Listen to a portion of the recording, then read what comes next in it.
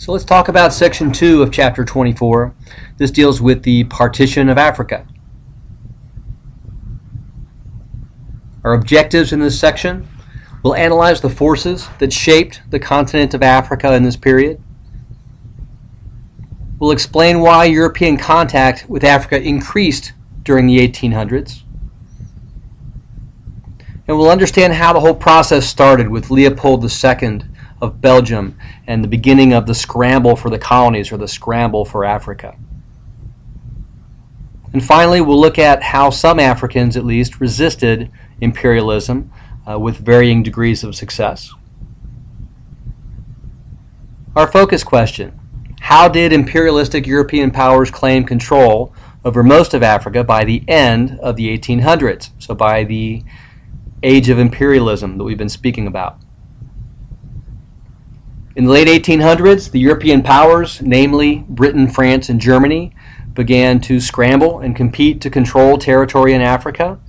Very quickly, within about 20 years, the Europeans among themselves had carved up the continent and dominated the millions of Africans living there. We will talk about some Africans who resisted, but in the end, the power of the European powers was too great that Africans were not able to exist, and the Europeans basically conquered and controlled the continent of Africa. Now think about it. Geographically, Africa as a continent is roughly 3 times the size of Europe. Within the continent, there are hundreds of very diverse cultures, languages, peoples, states, villages, you name it, in the continent. So it's not nearly as cohesive as other parts of the world might have been at this time. By the mid-1800s, so 1850, we've got several European nations that have a toehold on the continent, and as you'll see from the map here, it's mostly on the coast, certainly more on the west coast of Africa, but some on the east as well with the Portuguese, but just on the exterior, on the coast.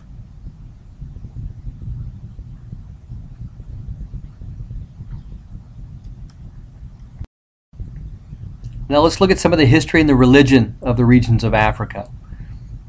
In North Africa, where you have the Sahara Desert and a lot of the fertile regions right along the Mediterranean, it had been a significant part of the Muslim world since well before 1800. Think about the Umayyad Muslim dynasty, and then later the Ottoman Empire controlling this area all across North Africa, even up into Spain, as we talked about in semester 1. In West Africa, Islam was also important. We had a revival led by Usman Dan Fodio. He was calling for getting rid of the Europeans and Sharia law in those areas of West Africa. We also talked a little bit about in the forest around the Ghana area where the Asante had gained control, and they were also very involved in the slave trade there in the 1700s and 1800s. So throughout West Africa, we had several Islamic leaders who came to power, replacing other rulers that had been there, and trading in one way, shape, or form, generally slaves, with Europeans. Again, Islam played an important role in this area.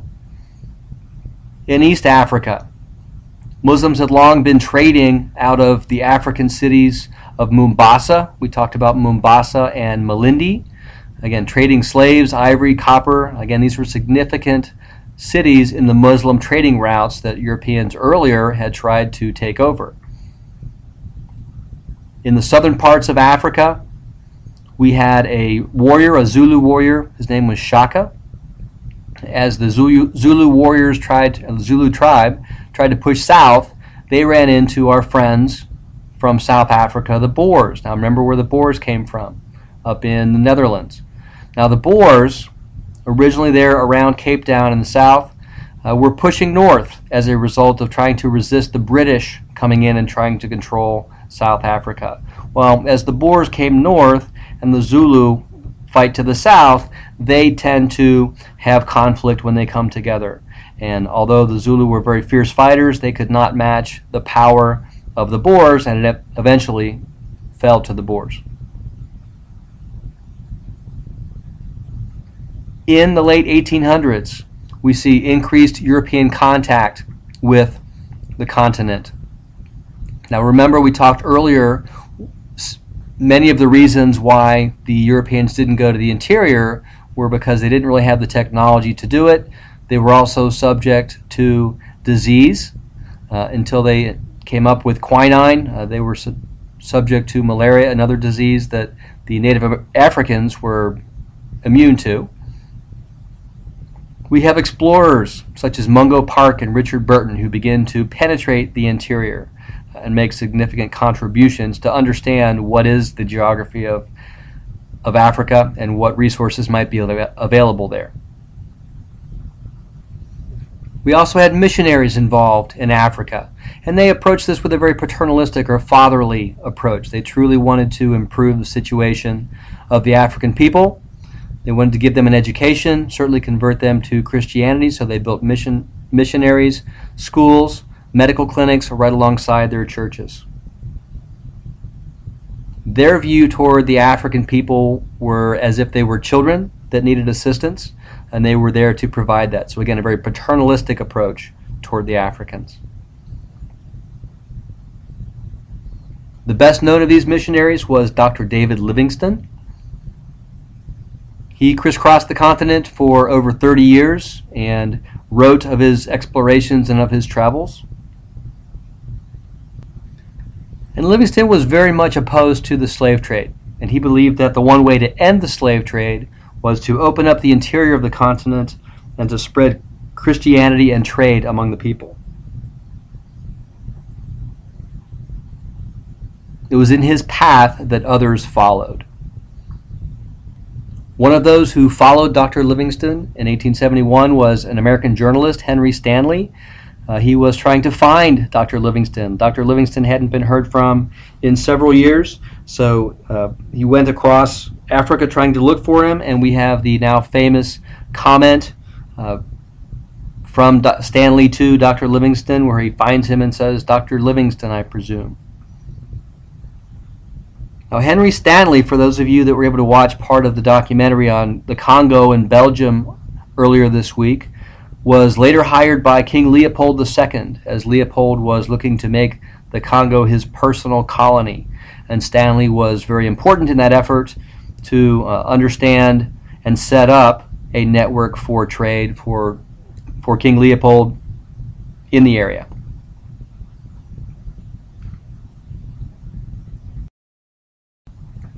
So after Leopold II had set up his own personal colony in the Congo, and to avoid any confusion and potential conflict over how the rest of Africa would look in terms of the European powers, it was agreed that there would be a conference in Berlin in 1884 that would essentially divide up Africa between the European powers.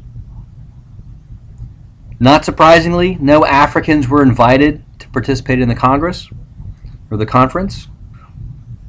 One of the first things they did was recognize and affirm Leopold's private ownership of the Congo. So again, the Congo at this point was not Belgian territory, it was Leopold's territory.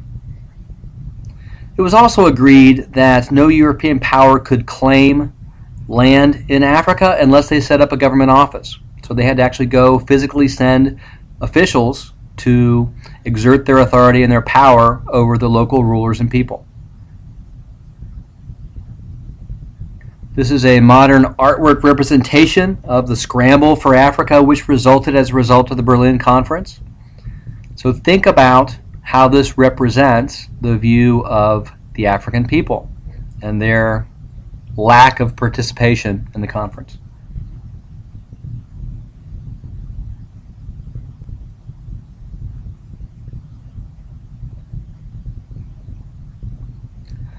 So over the next 20 years after the Berlin Conference, we basically have a scramble for Africa as it's known.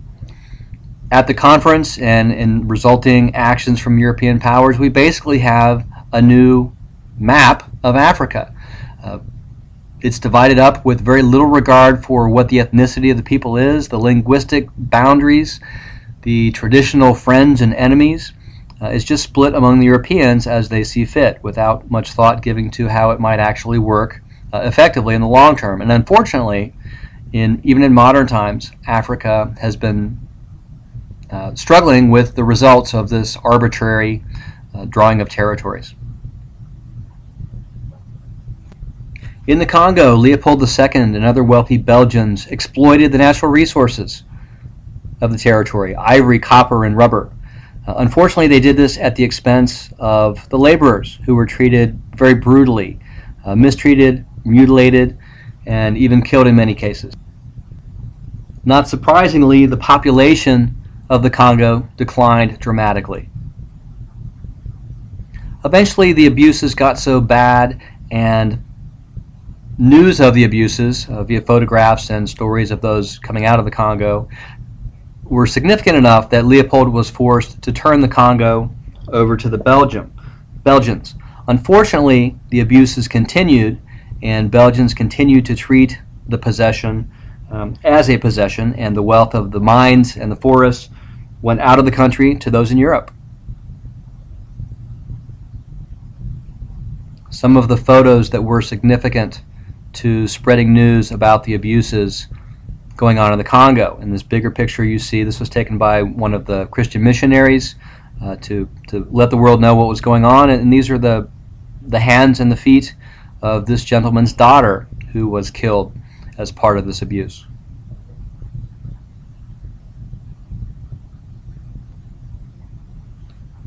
As we mentioned, international pressure eventually forced Leopold II to give up his personal control of the Congo, and in 1908 it becomes the Belgian Congo.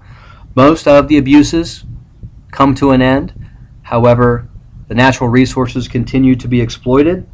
Africans in the Congo have very little control over the government, no role in the government, and the wealth from their mines, from their forests, continues to flow out of the country to Europe. France focuses its attention on northern Africa. In the 1830s, French troops invade Algeria. Tens of thousands of French die, as well as many Algerians as well. Later, France extends its control over Tunisia and eventually into Central and West Africa. And at its peak, the French Empire in Africa was as large as the continental United States. So something to think about there in terms of its control of geography. Not to be left out of the scramble for Africa, Britain also takes its share, led by a gentleman by the name of Cecil Rhodes, who comes to South Africa at the age of 17. Now, Britain's holdings in Africa are much more scattered than those of the other European powers. Rhodes proposed a British railroad from Cape Town in southern Africa all the way across the continent to Cairo. Britain, remember, took over parts of South Africa from the Dutch in 1814, and at that time the Boers lived in the area. Remember, they were descendants from the Dutch. As British imposed their rule in South Africa, the Boers began to have conflict with the British, and especially as gold and diamonds are discovered on Boer lands, we have a significant conflict in the Boer War between these two. The Boer move up to the north, as we've seen, and come into conflict with the Zulu. Other European powers sought colonies in Africa as well. These include Germany, Italy, Portugal. And there was resistance within Africa by the African people in some cases to the takeovers by the Europeans. Some of these resistors included Samari Touré, who fought against French forces in Algeria; Shaka, the Zulu leader we mentioned before, who battled with the Boers in southern Africa; two significant women warriors in this time, Ya Asantewa with the Asante, who led the fight against the British in the last Asante War, and also Nahanda, leader of the Shona people in Zimbabwe, Now, although Nahanda was ultimately not successful, she was captured and executed, it's the memory of her achievements that inspires future generations as these and other people in Africa rebel and ultimately gain their independence from colonial rule. There was one African nation, however, that was fairly successful in resisting colonization, and that's the ancient kingdom of Ethiopia. So Ethiopia fights against colonial rule, and largely due to the impact of their leader, a reformer, Menelik II. He very significantly worked to modernize his country. He planned modern roads and bridges. He set up a Western-style school system. He imports European weapons and hires European military officers to come in and train his army. So when Italy tries to invade Ethiopia and take it over in 1896, the Ethiopians are able to smash the Italian army. Very much a black eye for Il Duce, or the leader of Italy at the time, Mussolini, who we'll talk about in subsequent units. But Ethiopia maintains its independence, and Ethiopia and Liberia are the only nations in Africa that are successful in doing so.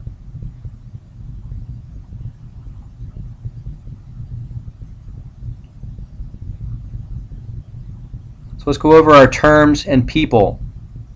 Usman Danfodio, scholar who inspired the resistance against the corruption and European control. He led an Islamic revival in northern Nigeria.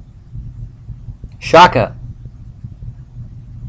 Shaka was the Zulu leader who worked to unite his people. He ends up fighting with the Boers in southern Africa as the Boers moved north. Paternalistic, governing a country as a father would a child. David Livingstone, Christian missionary from Great Britain, significant in opening up the African interior. Again, his desire to end the practice of slavery, which he abhorred, was to open up the interior to trade and spread Christianity.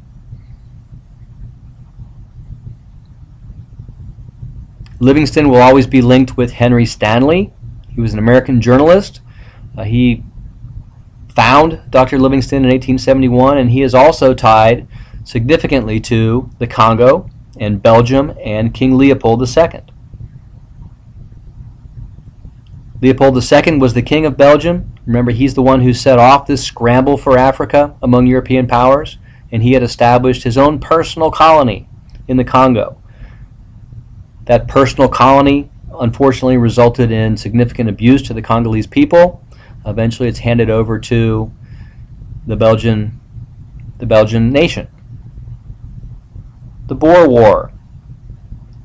The Boer War is a battle between the British and the Dutch Boers in South Africa. Again, the incentive for this battle is the discovery of diamonds and gold in South Africa, and who's going to control that wealth, those natural resources. Samori Touré, leader of the forces in Africa fighting against the French in Algeria.